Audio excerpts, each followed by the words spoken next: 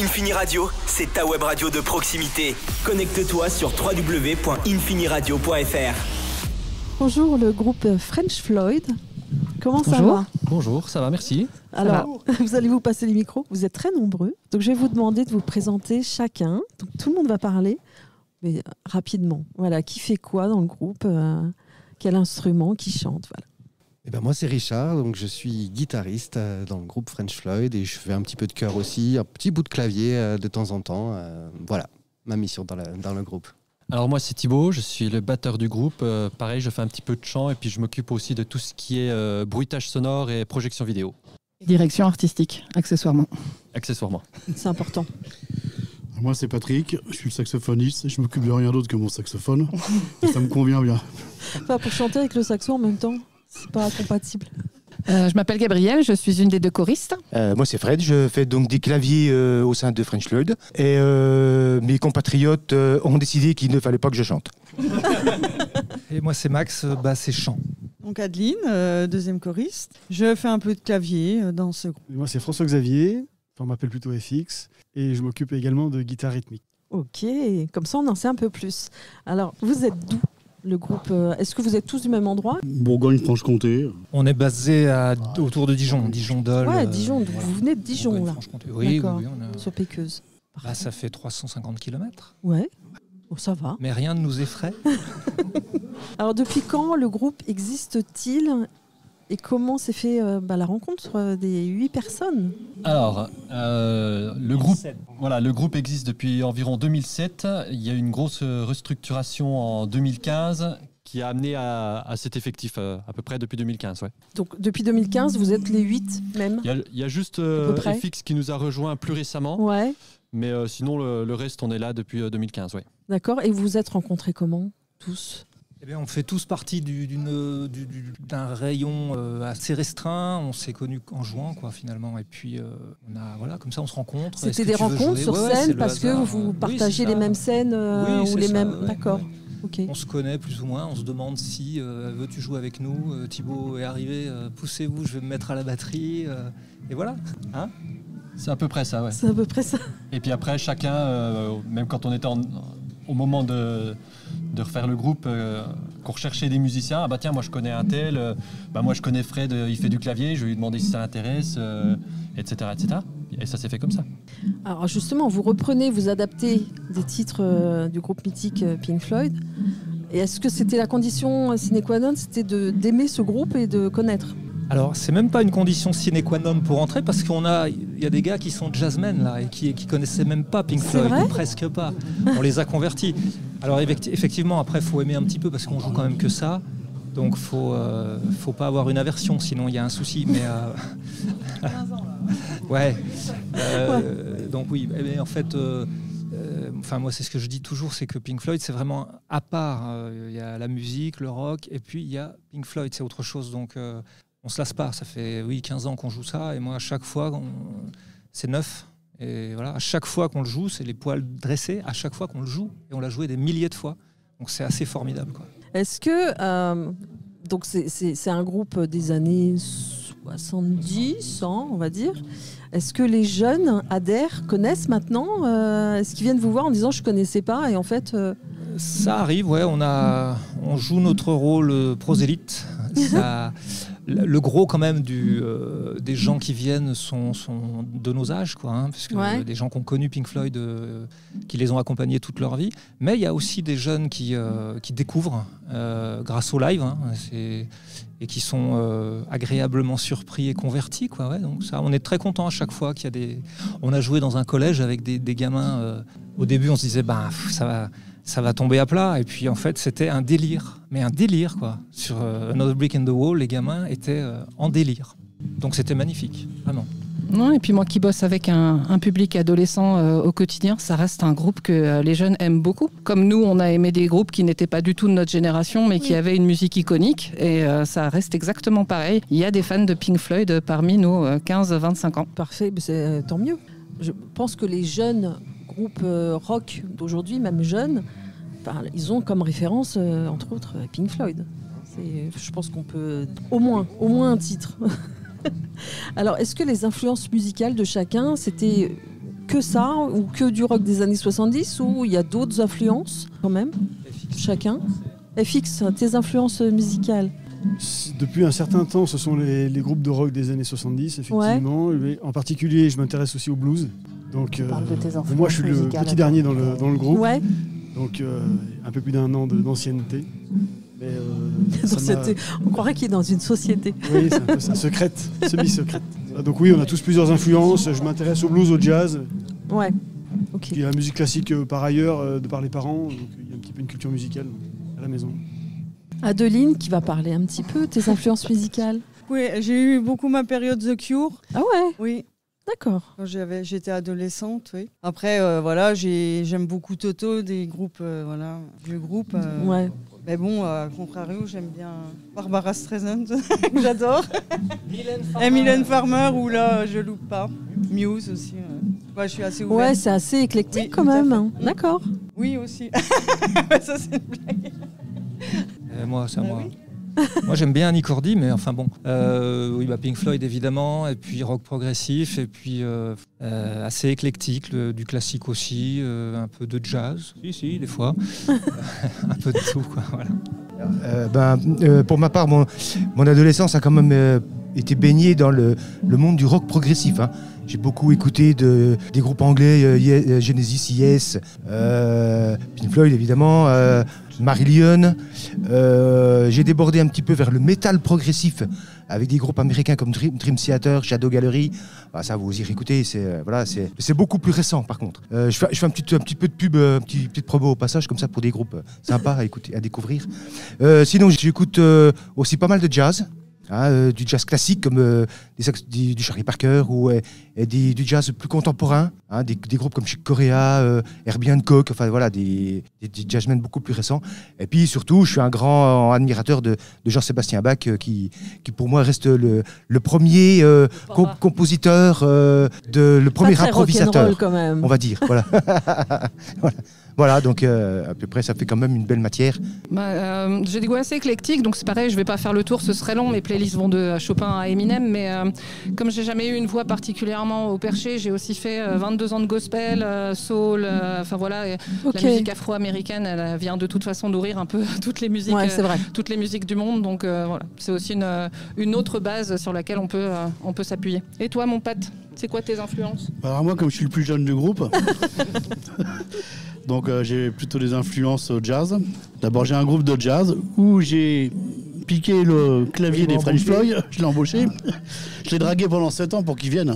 Bon. 7 ans c'est long. Là ça marche. Mais c'est pas une fin de phase. C'est ça. J'ai négocié. Et puis en fait, non, le rock je connaissais rien du tout. J'avais jamais fait de rock de ma vie avant. Et j'ai rejoint les French Floyd le 13 avril, le 13 novembre 2015. Quelle mémoire mon pote. À quelle heure? Ouais. Parce que c'était le jour du Bataclan. Oui. Voilà. Donc je les ai rejoints le jour-là. Et puis bon, je les ai un peu quittés pendant 2 ans parce que il y a eu le Covid, il y a eu pas mal de choses, il y a eu des déménagements, tout ça. Donc puis là, je les ai retrouvés, quoi. Voilà. Ça peut pas passer. On a refait 2 concerts, j'ai refait 2 concerts avec eux là à Dijon. Et puis bon, ça se passe bien. Maintenant, je suis content d'être là. Voilà. Avant, j'étais un peu triste parce que je jouais pas assez, mais je me suis rendu compte que c'est bien comme ça. Parce que les gens ils sont contents. Je sors de temps en temps, ils sont contents. Donc ça va. C'est notre mascotte. Bon, il m'arrive toujours des trucs. Hein. Alors moi, un peu comme le reste de mes camarades, relativement éclectique au niveau des goûts musicaux, mais c'est vrai que assez tôt, j'avais tendance à m'orienter sur tout ce qui était pop-rock. Et ma mère en particulier écoutait du Pink Floyd dès que j'étais gamin, donc j'ai baigné dedans assez tôt, jusqu'à ce que... j'en entendais assez tôt, mais sans m'intéresser au sujet, jusqu'à ce qu'à un moment, je me mette vraiment à écouter. Pour la petite anecdote, j'ai fait fac de musicologie à Dijon et j'ai fait mon mémoire de master sur un album de Pink Floyd, donc pour montrer à quel point je m'intéressais à cette musique. Et puis voilà. Et toi? Eh ben moi j'écoute aussi des choses assez différentes, mais principalement du blues, de blues soul aussi. Et le blues, il y a un point de départ, il y a un point commun avec Pink Floyd dans le blues, donc c'est quelque chose qui m'a amené aussi naturellement à aimer le style de David Gilmour, son style de jeu qui est très influencé par le blues, donc ça m'a amené assez logiquement vers Pink Floyd, moi aussi. Alors on est aujourd'hui au Festichamp à Péqueuse. Comment vous vous sentez là avant de monter sur scène? Les balances déjà se sont bien passées.